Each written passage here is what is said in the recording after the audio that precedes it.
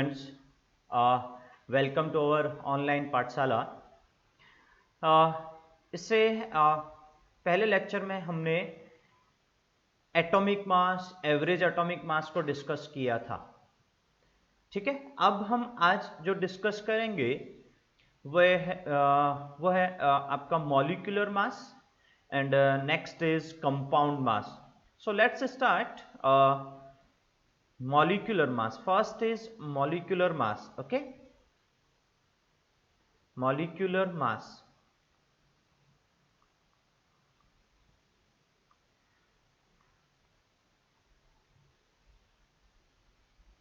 Okay, molecular mass basically mass of molecule, mass of molecule,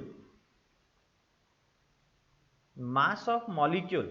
Let's just example, H2 is the molecule and the molecular mass is hydrogen atom का जो atomic mass होता है वो 1 होता है and number of hydrogen atom is 2, so equals to answer is 2।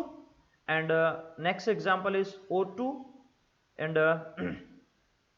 एक oxygen जो है वो उसका एटॉमिक मास होता है 16 and number of oxygen is 2 is equals to 32 and unit is same gram per mole. Okay, next is compound mass. Compound mass, so compound mass is just compound mass, compound mass. So it is the mass of compound. So example is H2O.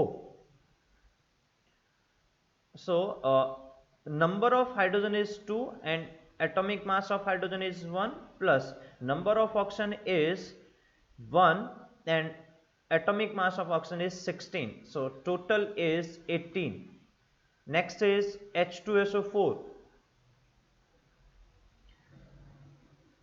Number of hydrogen is 2, atomic mass of hydrogen is 1 plus number of sulfur is 1, atomic mass of sulfur is 32 plus number of oxygen is 4 and atomic mass of oxygen is 16. The answer is 98. Okay, this one is the molecular mass and compound mass. Okay, next is most important part is most important part, another, we know that 1 dozen, अगर बेटा हमें कभी भी कोई एक question पूछे 1 dozen तो हमारे दिमाग में डायरेक्टली आंसर आता है कि 1 डजन इट मींस 12। अब वो 12 कुछ भी हो सकता है, 12 पार्टिकल, या अगर आपके पास एप्पल है 12 एप्पल, अगर आपके पास बनाना है तो 12 बनाना। It means it is a specific value. Dozen, it means it is a specific value, the value is 12. So same way, 1 mole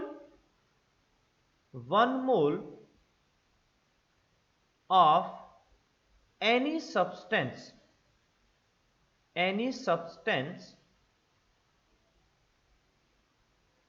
is equals to Na, and the and the value of Na is 6.022 into 10 raised to power 23 particle.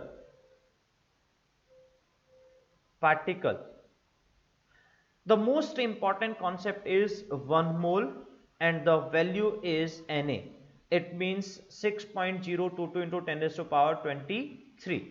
The most important concept in this way, if any substance containing 1 mole, it means it contain Na particle. Like Na particle, it means कुछ भी हो सकता है बेटा, Na particle में आपका कुछ भी हो सकता है। जो हम बार बार ये कह रहे हैं कि Na पार्टिकल में क्या क्या हो सकते हैं, जैसे 1 डजन में कुछ भी पॉसिबल है, ऐसे 1 मोल में जो Na पार्टिकल है वो पार्टिकल में कुछ भी पॉसिबल है।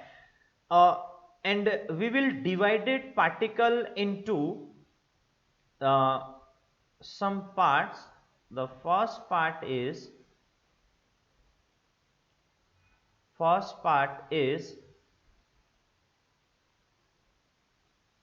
atom.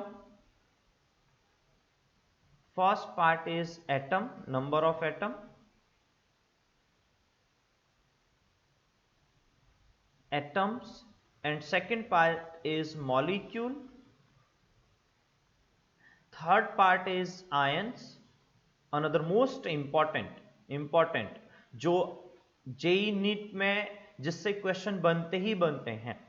Next part is charge. Another part is number of electron. Number of electron भी यहां से कैलकुलेट कर सकते हैं. Another part is number of proton. And last part is number of neutron. It means यहां से हम हर एक को कैलकुलेट कर सकते हैं. अब एक जस्ट स्टेटमेंट आपके सामने मैं मेंशन कर रहा हूं. बहुत बार बच्चा इसी में कंफ्यूज होता है, तो मैं स्टेटमेंट मेंशन कर रहा हूं. 1 mole of an atom is equals to Na atoms. मुझे इसी को एक्सप्लेन करना है.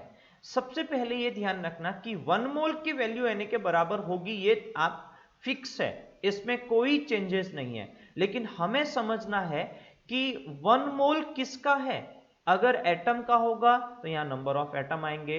अगर हमारे पास वो 1 मोल मॉलिक्यूल का होगा तो यहां पर मॉलिक्यूल लिखा जाएगा. तो नेक्स्ट लाइन पे मैं मेंशन भी कर सकता हूं इस तरीके से. 1 mole of a molecule is equals to Na molecule. So it is the most important concept कि अगर हमें यहां पर दिया क्या है, एटम है तो Na एटम्स लिखा जाएगा, मॉलिक्यूल है Na मॉलिक्यूल लिखा जाएगा, आयंस है तो Na आयंस लिखा जाएगा. Charge, number of electron, number of proton and number of neutron को हम थोड़ा सा अलग वे में बताएंगे, लेकिन आपको सबसे पहले इन तीनों को अच्छे तरीके से समझना है. So next third way one is 1 mole of an ion is equals to Na ions. Another most important. So सबसे पहले इसको हमें समझना है. इसमें बच्चा बहुत ज्यादा कंफ्यूज होता है. उस कंफ्यूजन को मैं सबसे पहले दूर करना चाहता हूं ताकि बच्चे को क्लियरिटी मिले. कहीं पर भी अगर वो कंफ्यूज हो रहा है तो मेरा काम है उस कंफ्यूजन को दूर करना. तो सबसे पहले इस चीज को समझना है कि 1 मोल ऑफ एन एटम, किसी भी एटम का, अब हमें सबसे पहले ये भी जानना है, आगे जाके हम ये चीज कैलकुलेट करेंगे कि एटम का मोल कैसे निकालेंगे. अगर मुझे एटम का गिवन मास दिया है, मैं उसको एटॉमिक मास से डिवाइड करके मोल निकाल लूंगा एटम के. और एटम के मोल निकालने के बाद मैं अगर 1 मोल ऑफ एन एटम की वैल्यू मुझे पता है तो x मोल अगर मेरा आता है तो मैं सीधे लिखूंगा XNA एटम्स. ये मेरा आंसर होगा. इट मींस मैं इस पॉइंट पे सबसे ज्यादा आपको फोकस करवाऊंगा कि आप इस पॉइंट पे फोकस करिए कि 1 mole of any substance is equals to 1 mole of any substance is equals to Na particle. It is the most important concept. And 1 mole of an atom, उसी के रिस्पेक्ट में 1 mole of an atom equals to Na atoms and 1 mole of a molecule equals to Na molecule and 1 mole of an ion equals to Na ions. The most important part is this one. Okay, I hope कि यहां तक आपको समझ में आया होगा. इसके बाद हम डायरेक्टली मोल्स में क्वेश्चन के फॉर्म में स्टार्ट करेंगे। अगर आपको वो क्वेश्चंस अच्छे से करने हैं तो हमारे ऑनलाइन पाठशाला में इन वीडियो को आप देखिए, आपको मजा आएगा और आप उसमें इंटरेस्ट क्रिएट करके आपको हर एक वीडियो में आपको एक नई टेक्निक मिलेगी। Okay, thank you.